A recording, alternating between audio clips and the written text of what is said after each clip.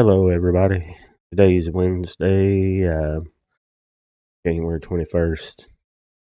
Coming out of Radcliffe, Kentucky. Getting ready for a big snow. It's supposed to be rolling in this Saturday. Anywhere from a dusting up to 30 inches, I've heard. So, we'll pray for the lower end of that. And, you know, hopefully everybody stays safe and stays warm. And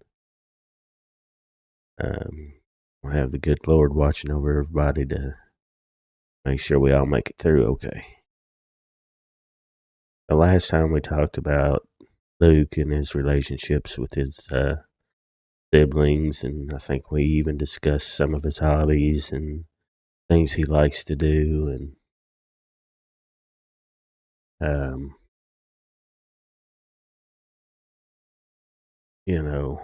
I think I said this time we talked about mine and his relationship and things that we like to do together. So we'll do that. So we'll get started on that. Try to keep it short here. Try to keep this one under 20 minutes, but sometimes time gets away from me when I get to talk. And now let me see here. Luke, like I said, Luke was born. I was 19, and his mom was 20, and we were very very young, and we were actually living in Shepherdsville, Kentucky at the time, and Luke was the only one of my kids that was born in Louisville. I'll never forget the night he was born. Me and his mom. It was around Christmas time. His birthday is December the 11th. We were watching A Christmas Carol and, drinking hot chocolate because it was a little bit cold and enjoying the Christmas time. And I guess it got up to be around 8 or 9 o'clock. He said, I believe it's time to go. So my mom and dad just lived right behind us. So I run down there and guess they wanted to go. And well, she says it's time to go. Let's head out here. So we took you out up there. I don't think that if I remember correctly, the labor wasn't very long. A couple hours maybe. And there he was, a little bitty old thing. 6 pounds. 6 pounds even, I believe. Healthy as could be. Nothing wrong with him. He stayed in the hospital 2 nights back then. Now I think they might give you a night, maybe 2, if you're lucky. But we brought him home, and first couple of weeks, about all we did was laid on the bed and stared at him. New parents, just in awe of the life that we created together. And, growing up, he was always, he loved us both, but I was drawn more towards him and even towards Abby and Elijah. I loved kids, still love kids. If I'd had the financial capabilities and, stayed married, I'd have probably had a dozen. Crystal comes from a family of 10. My mom, she comes from a family of 13. Dad he come from a family of 10. So I love big families. Like I said, I've got 5. Got Luke and Abigail, Elijah, then I got Autumn and Alexandra, the baby, but she's 17. No, I think she's just 16, 29. She's gonna be 17 though here next couple months. Her birthday's in March 11th. I got 3 kids that were born on the 11th. Luke was born on December 11th. Alexandra was born on March 11th, and Autumn was born on May the 11th. So, but yeah, Luke, as he grew up, we spent a lot of time together playing. Our dad and his son just, they like, if you really love your kids and you become a dad and your firstborn is a boy, I think that automatically, almost automatically makes you and him best buds for life. And that's the way it was for me and him. We did everything together. We played together, and I took him everywhere with me, and as he got older, and once he moved to Pennsylvania, it wasn't. It in a way it kind of made it. I don't know. It worked because he'd come down for the summer and holidays, and we was always together, always going to the movies, or going out and finding new places to go out and eat, going out and running around, going out shopping, going and visiting family and stuff. Having Christmas when they come in for Christmas, putting the Christmas tree up, and watching Christmas movies, and making good food and candies and whatnot. Going Black Friday shopping. We did that a few times when they was in for Thanksgiving, and that was fun. But yeah, me and Luke was just about as close as any father son could ever be, especially over the last ever since he moved down here. After he stopped going to college after that third, I guess it would have been the third semester. He come down here, and I did everything. We would hang out and talk, and we discuss all kinds of different things about life and religion, and things going on in the world, and life experiences, and he'd talk about his schooling and what he was studying, and this and that and the other. And we both like to work out, so we'd talk about working out, and every day though we'd get up, and when I was working for myself, we'd go have breakfast together, and like I said, in the summers, we'd run down to the corner store, seemed like every day, and get us a fountain drink, or sometimes 2 times a day because refills were like half price or something. But yeah, we'd search up new recipes, and come dinner time, I'd start cooking. I love cooking, and I think he was getting into that. He made some banana bread one time. I mean that stuff was legit good, and so every day was something different. We talked about his passions, and we discussed physics, and a lot of times we'd talk about politics, and because he was big into politics. He was very into the founding fathers and the principles that this nation was founded on. he was, we always talked about how far we'd come from what the founding fathers really wanted to where we are now. And, we just discussed the past presidents and the good ones and the bad ones and the good things that happened, the bad things that happened.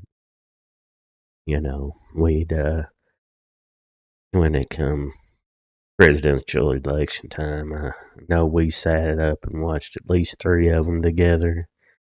And, we really enjoyed that. We'd play basketball. We put a basketball go up in the backyard. Me and him would play basketball, shoot hoops. I had a good time doing that. And, when I was with Bethany, which is the mother of my younger 2 children, she had a stepson named Brett, and he was right in between Luke and Abigail's age.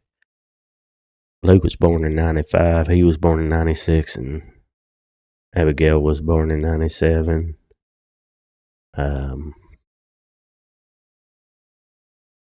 But they had a good time every time they come down, and for the summer, for the holidays, and I was with her. They really got along with Brad. He was just a good kid. He was very outgoing and extroverted, and kind of like Abby, and that kind of brought Luke out of his shell. He was a little bit more introverted and backwards until you got to know you. Then he's exactly like I was, a little bit.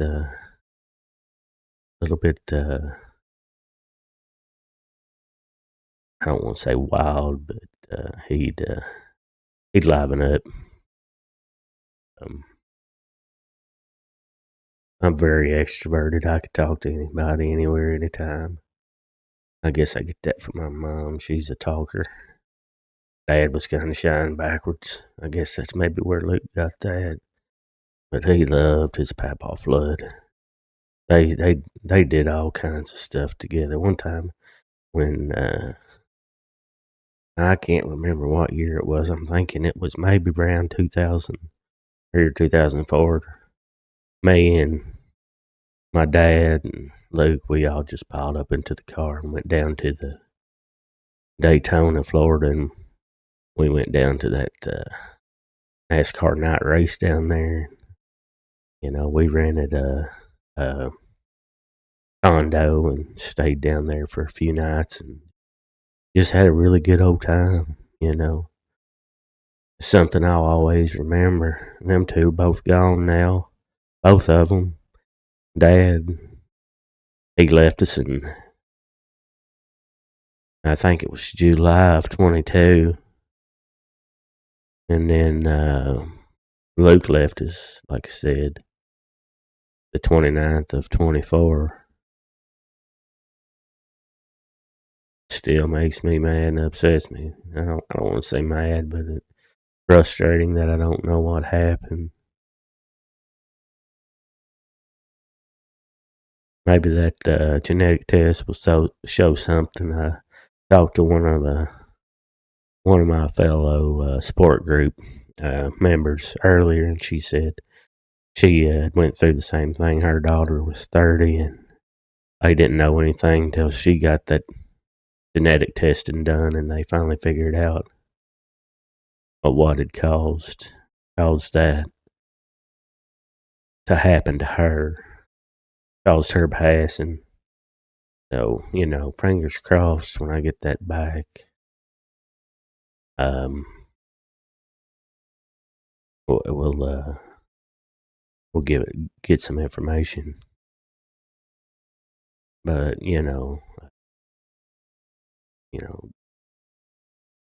as Luke got older, he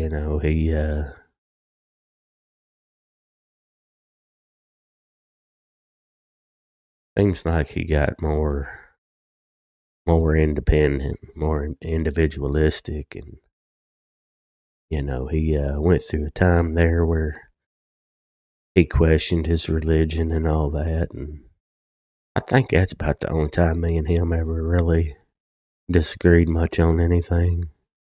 He uh he said, I just got to figure it out for myself.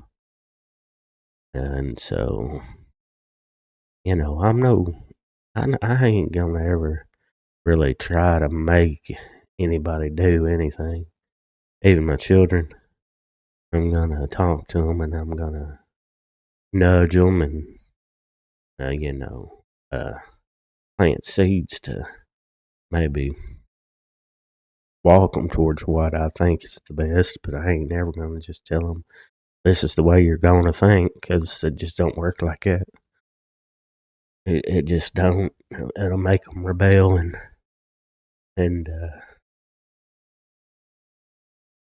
go even further that way that you don't want them to go. But yeah, so getting back at it, Luke. Luke was me and him was, like I said, we did everything together. He'd help me on the cars, and then around lunchtime every day. And this, like I said, this is 4 years in a row. We'd run out, pick up lunch, or run out and find a new place to have lunch. And when we went out and picked up lunch, we'd come back and we'd find us a movie or a TV show that we liked, and we'd watch it together and just laugh and talk and carry on. And you know, sports during the baseball seasons, we always followed the Reds, which the Heartbreakers never really do much. Um, Luke played baseball for a few seasons when he was little. Basketball season, we was a big Kentucky fan, and we like to follow them. Although I'll never forget 2012. We was watching them. I think he'd already gone. He was still living up in Pennsylvania at the time, and we were listening to it and watching it on, talking to each other on FaceTime on our iPhones, and each game through the tournament, we'd do that, and then the championship game, we just it was a fun time. And every time they'd come in, whether it be for Christmas or Thanksgiving or whatever, we'd about always go to the cinema and watch at least one or sometimes two movies, and trying to get out of the house and do something. Though in the wintertime it's a little bit harder find stuff to do, so that's why we became movie buffs. But yeah, me and Luke, we both loved Adam Sandler movies. Both of ours favorite was Mr. Deeds. I remember one summer he'd come in, they all come in, and it seemed like every night after work I'd pick them up and we'd go pick up a pizza or something for dinner, and we'd go home, and I didn't have cable or anything, but I had a bunch of DVD movies, and it seemed like every night we'd watch that Mr. Deeds movie. It was so daggone funny and silly. Uh, but yeah, that was just Luke. He was so funny, and he was just so smart. And he had this great big old soft heart, biggest, softest heart you'd ever see. But he wouldn't really, just like any boy, he don't really want to show it. But when you did see it, you could see that it was a gift straight from Heavenly Father. Nobody could have that soft of a heart, I don't think, and it not be a gift from God. But yeah, seemed like every other night he'd always, at least one night a week, he'd text me. "Wanna go to Subway?" Because he loved Subway. Subway was his favorite restaurant. Loved their Italian sandwiches. And I even had it saved in my app on my phone. The sandwich that he liked. I still got it on there. It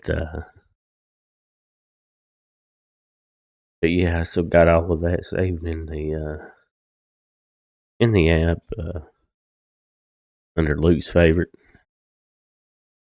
course, I haven't been back to Subway since he passed. Probably won't. There's a few things I haven't done that probably take it.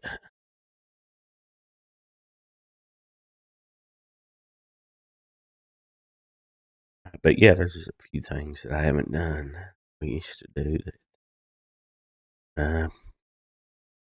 Probably some things I may never do, but some things will take time, like going and getting the fountain drink where we used to go. I didn't do that for over a year, and anybody that's like a child, I think they probably understand. But shortly after he passed, I felt guilty about eating.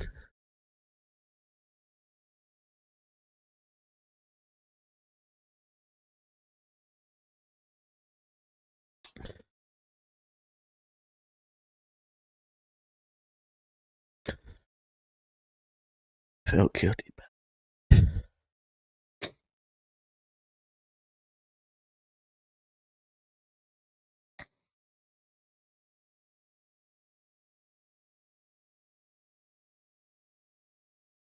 I am out here. He's not here.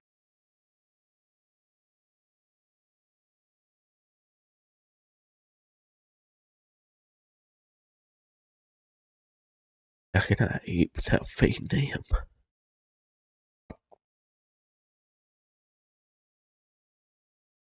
Yeah, those are just the things, the strange things pop up in your head. So your mind just can't really comprehend what's happened, what's going on. So you feel guilty about doing certain things. You worry about things they're going to be buried with, make sure they're going to be okay.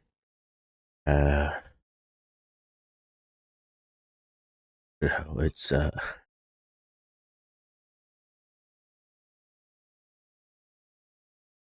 places that you associate with them, and I'm still having a hard time with going to those places. And I guess I feel kind of guilty going without him, or maybe I just don't want to make no memories there to overshadow the memories that we had. I don't know what it is.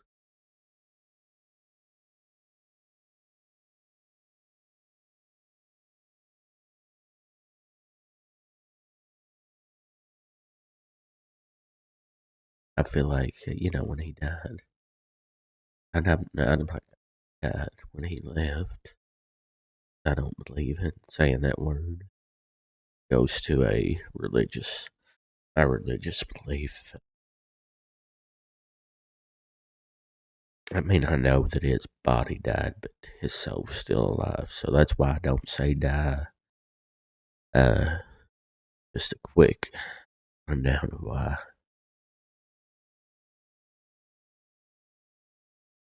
But he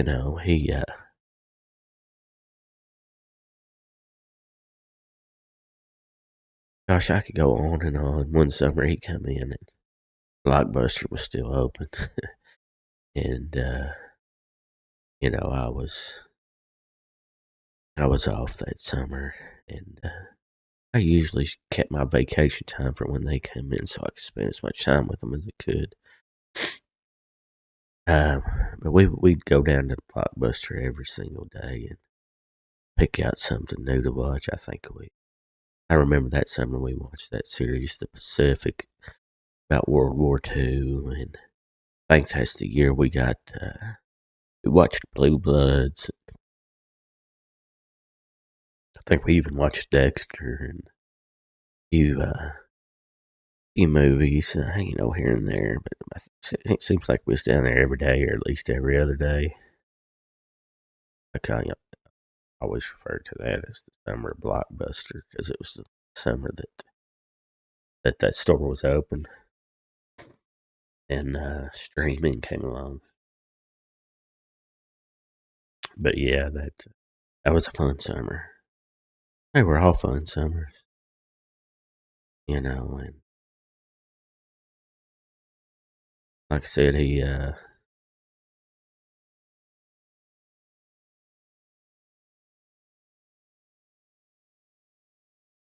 that child was my heart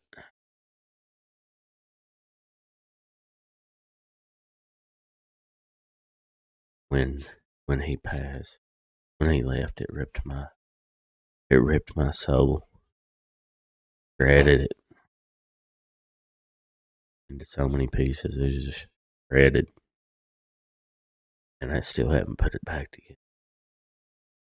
But I put on a great mask around everybody, especially for my other children. And I don't want to. It's not. I'm not lying to anybody. Don't show the emotional toll that it has taken on me in front of them. They deserve better than that. They deserve their whole dad, you know. And I've got two grandchildren that I love with my entire heart, soul, and they deserve, 100% of their papa as long as he's going to be around. And little Aubrey and Lucas came along about 5 months after Luke passed. Abby gave him the name Lucas in honor of Luke. I thought that was really, really, really precious and really sweet of her to do that. Luke and Abby were right there together. It was another 3-4 years before Elijah come along. Abby was born in '97, and he didn't come along till 2001. So Abby and Luke, they were close growing up and got into a lot of mischief together when they was little. And I'll never forget one time when me and their mom was still married. They were supposed to be in their bedrooms playing, and had gotten it into their heads that they were going to raise the window and go out the window out into the front yard. So they did that, and I ended up figuring that out, and just all kinds of stuff. You know how kids just get into stuff. That's what makes them kids. That's what's fun about it, I think. Never know what them little ones are gonna do. Yeah, I remember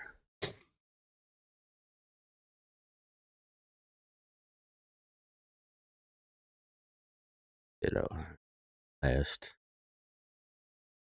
I'd say last 4 years.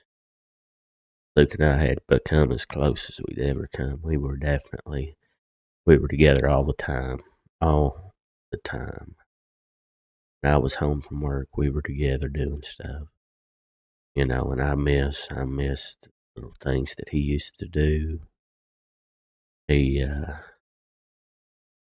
he'd always tell me, have a good night at work and see you when you get home. And when I got home, he'd be like, how was work? I'd let him know how it all went. It was, and now that's all gone. And I miss that.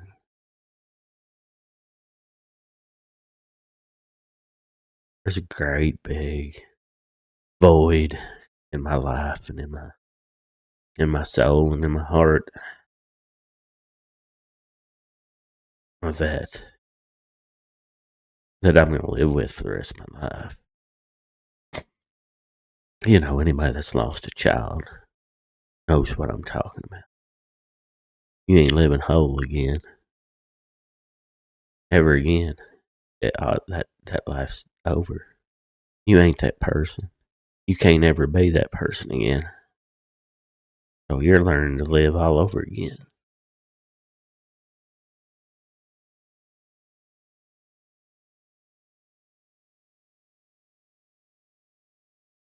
And I know I'm not in it alone. I've got a lot of friends on my support group, and I know a few people that have lost children, and they know, they understand. You're navigating a new life. You're learning to live again, and you're trying to take that pain and that pain that's never going to go away. Find ways to mask it. Find ways to dull it. When you're in a crowd, you just kind of tuck it somewhere.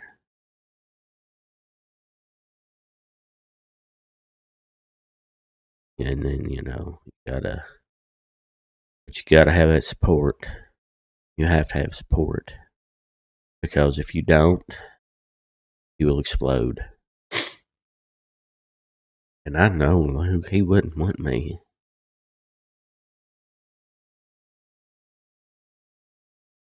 He wouldn't want me to change. He wouldn't want me to hurt. But I know he understands why.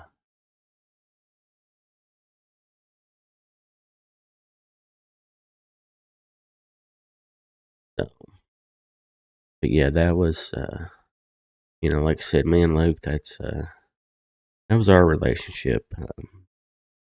Best friend, go to, uh, firstborn child, firstborn son, the light of my life.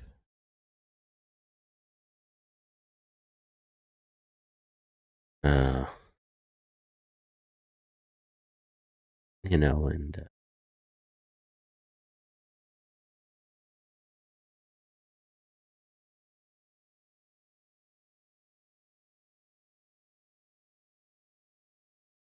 I guess I'm sure there's more I can say, but right now I'm going on 33 minutes, and I was going to try to keep it under 20. So, I'll just tell everybody that, I know what you're going through. I understand what you're going through. It's worse than hell on all of us, and um, the last year of my life has been the worst year of my life, with no close comparison.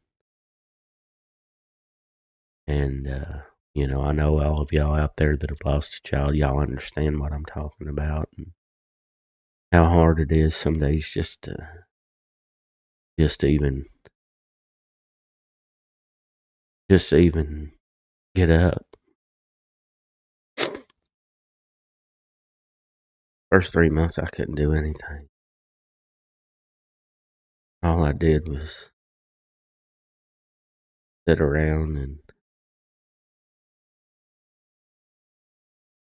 get inside my head, and I'd just sit in the recliner and turn the TV on, and that way I could have some background noise. It eased my anxiety a little bit.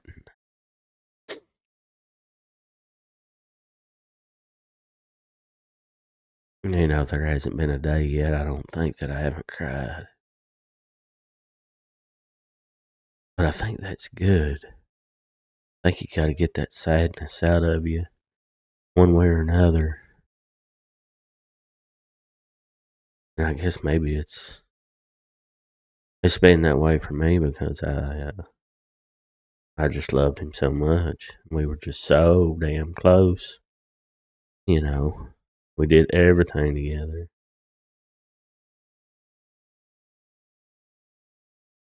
Everything. And I miss it. But I'm gonna say I'm just gonna let you guys go. I'm gonna get off here and finish this one up. It's episode 4, and you know, tell all y'all, I love you all, and I'm sending you all positive, good vibes, and I want you all to take care of yourselves and be careful, and just keep your children's memories alive, and you know, I know it's hard. Like I said, there's places I haven't even been that me and him used to frequent all the time, but I've got that memory. That memory's worth keeping. That's what I'm saying. Just keep those memories, keep them alive. Don't let them drift away. And your child will always be alive because of you.